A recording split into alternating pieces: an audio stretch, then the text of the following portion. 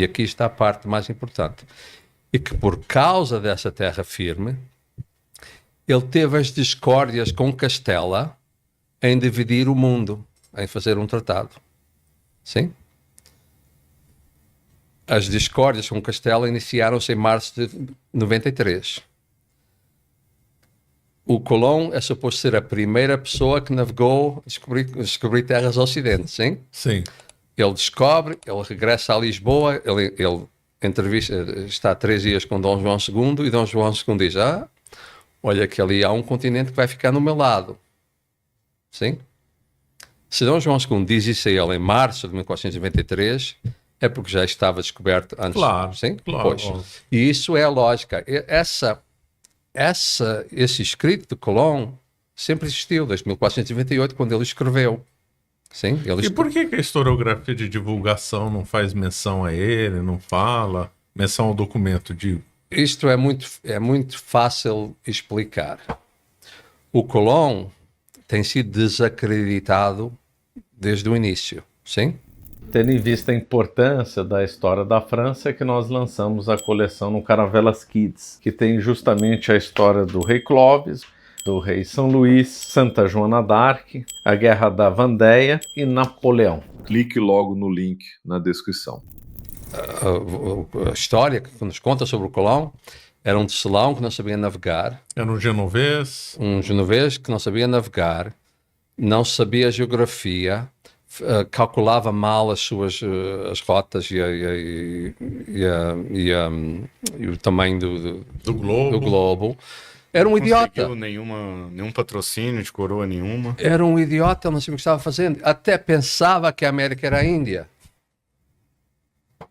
E então, isto é intencional, porque os próprios portugueses, as crónicas, dizem que ele foi lá para a Espanha ladrar as suas fantasias da Índia ao Ocidente, sim? Porque isso era necessário. Era necessário que ninguém soubesse que o Colón estava numa missão secreta para Portugal. Sim? Foi feita uma cortina de fumaça. Exatamente. Porque se nós vemos o que aconteceu, de verdadeiramente aconteceu, é tudo contrário ao que foi escrito. Sim? O Colón era um perito navegador tão genial, um cientista que sabia matemática, geografia, cartografia, ele desenhava mapas para Castela. Ele, em 1494, estando na Ilha Saona, ao lado de Santo Domingo, ele escreveu: hoje eu medi um eclipse lunar. Eu estou 5 fusos horários, 5 fusos e meio, ao ocidente do Cabo São Vicente em Portugal. Sim? 5 fusos horários.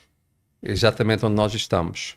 Onde o Haiti está de Lisboa. 5 fusos horários.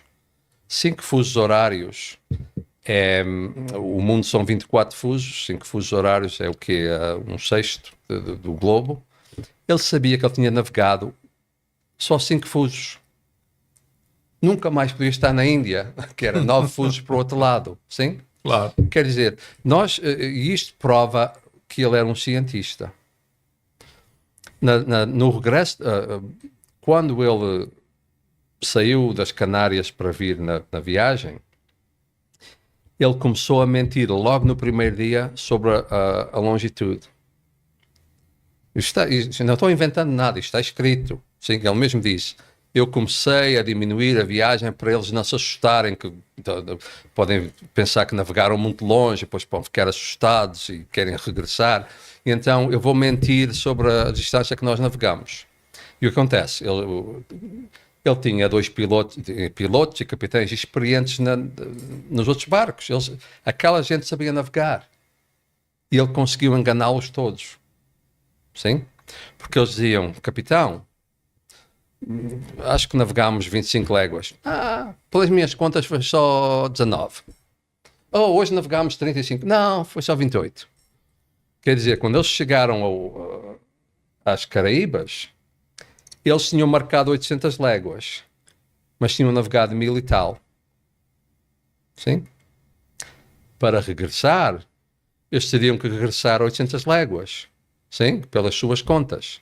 Só que verdadeiramente tinham que regressar 1000 e tal. Chega a um certo ponto, acho que foi o dia 10 de fevereiro, ou lá que é, em que ele escreve no diário. Vocês leiam o diário e vão encontrar muita coisa interessante, porque aquele diário de bordo como é que a gente chama? Um prop. É feito mesmo só pelos olhos dos reis, para induzi-los no engano. Sim? Mas, entretanto, tem muita verdade, que nós vemos que é verdade. Ele, a certo dia, que acho que foi no dia 10 de fevereiro, ele diz... Tinha só o piloto da Pinta e da Ninha, porque a Santa Maria ele deixou encalhada no Haiti. Ele furou-a com um canhão para as pessoas que ele deixou atrás não conseguirem segui-lo. E ele mentiu que tinha afundeado. Eu mostro isso tudo no livro. A certo ponto, que eu disse que acho que é o dia 10 de fevereiro, ele diz: estamos nos barcos a marcar o ponto onde nós estamos. Este piloto diz que já estamos no pé da Madeira, este diz que já estamos quase em Galiza, este diz que estamos aqui ao pé de Casa Branca, na África. Estão todos errados. Porque hoje a Ilha das Flores está diretamente ao meu norte. E se eu for diretamente para leste, eu vou bater na Casa Branca em África. E nenhum deles, eles estão todos perdidos. E 4 ou 5 dias mais tarde, ele para em Santa Maria. De todos os pilotos na frota, ele era o único que sabia onde estava, os outros estavam todos perdidos. Interessante. Só nós temos que ver as coisas entre o que é dito e o que é feito. Sim? E então, quando ele para em Lisboa, e ele diz que parou ali porque tinha uma grande tempestade, rompeu Isso, Não aconteceu. Não aconteceu tempestade nenhuma. Ele saiu de Santa Maria direitinho para Lisboa. Até quando o vento o empurrou para sul, ele corrigiu para norte. Foi direitinho para Lisboa. No dia 3 de março, está no diário, 3 de março, e começámos a ver terra, que era a Roca de Sintra. Era Sintra, era Portugal. E na manhã veio uma tempestade que eu não tive opção se não entrar no Porto de Lisboa. Sim? Como? Já está lá. Quer dizer, se tivesse tempestade ou não tivesse tempestade, ele já está lá, em frente ao Porto de Lisboa. E essas mentiras serviram para confundir não só os reis católicos, os reis de Espanha, mas confundir os historiadores. Porque todos dizem, ele só parou em Lisboa por causa de uma tempestade. Sim, esse é o que todo mundo fala. Sim, mas como? Se ele não quisesse parar em Lisboa, ele estava perto de Sagres. Ele estaria ali na rota para entrar para ir para Sevilha. Se viesse uma tempestade, ele teria parado em Faro ou lá o que for. Não parava em Lisboa. Sim. Ele foi direitinho para Lisboa porque era parte do plano dele. Ele tinha que se reunir com Dom João II. Dom João II não estava em Lisboa. Ele escreveu uma carta ao rei e esperou para receber. Quanto tempo ele ficou em Lisboa? A espera da carta, 2 dias, acho. Ele chegou no dia 6, no dia 9, só 3 dias. Enquanto ele estava em Lisboa, o capitão da nau São Gabriel, que era a nau mais aparelhada de canhões de guerra, a maior nau de guerra que se tinha feito até à altura, o capitão da nau veio com uma banda de música festejá-lo. Imaginem, um capitão que está a trabalhar para um inimigo é festejado. Isto são coisas que temos que pensar, não é? Tem que pensar, ninguém vai comemorar lá o inimigo. Exatamente. E outra coisa que temos que pensar é quando ele para em Santa Maria, como eu disse, o nome dele, Cristóvão Colón, é inventado. É um nome, é um pseudónimo. Quando ele para em Santa Maria, para se declarando como Cristóvão Colón, almirante dos reis de Castelo e vice-rei, o capitão João Castanheira diz: eu conheço-te muito bem, vem aqui comida fresca, isso, aquilo. Como? Se era um nome falso. Entendes? Quer dizer, temos que ver isto tudo na sua lógica, porque ninguém, se eu vou Se eu vou a Porto Local e eu mudo-me de nome e eu depois regresso a um lugar onde eu vivia com o meu nome falso, ninguém me sabe quem eu sou se não sabiam quem eu era. Sim? E isso é a parte do engano histórico que nós temos aceitado por 500 anos. Sim? É que temos uma mentira criada em Portugal, uma mentira apoiada pela documentação do Colón e as ações que ele fez, e depois essa mentira tem sido ensinada ao mundo como se fosse a verdade. Certo. Uma outra questão da expansão ultramarina portuguesa é a Austrália, né? Sei que foge um pouco, mas eu acho um caso bem interessante. Eu falo disso Eu também. sei, eu vi. Sim, eu vi sim. também. Exatamente. Temos um mapa, quem pesquisar na internet vai encontrar um mapa, que acho que é Valart, o nome do mapa agora, não tenho o nome. Sim, podemos mostrar. Bom, vamos... Tem um mapa numa biblioteca em Los Angeles, de 1547, onde está mapeado parte da costa da Austrália, com nomes portugueses. É um mapa francês, com nomes portugueses. De novo, um segredo português no estrangeiro.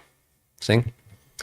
É um mapa de 1547 com nomes portugueses num território que é identificado com o território da Austrália, que ninguém sabia que existia, que só foi descoberto 200 anos mais tarde. Sim? E temos historiadores em Portugal. Eu sou assim. Se uma pessoa me diz, olha, tem ali um documento ou qualquer coisa ali que mostra isto ou aquilo, ou mostra que tu estás errado, ou... eu quero ir ver. Claro. Eu quero ir ver.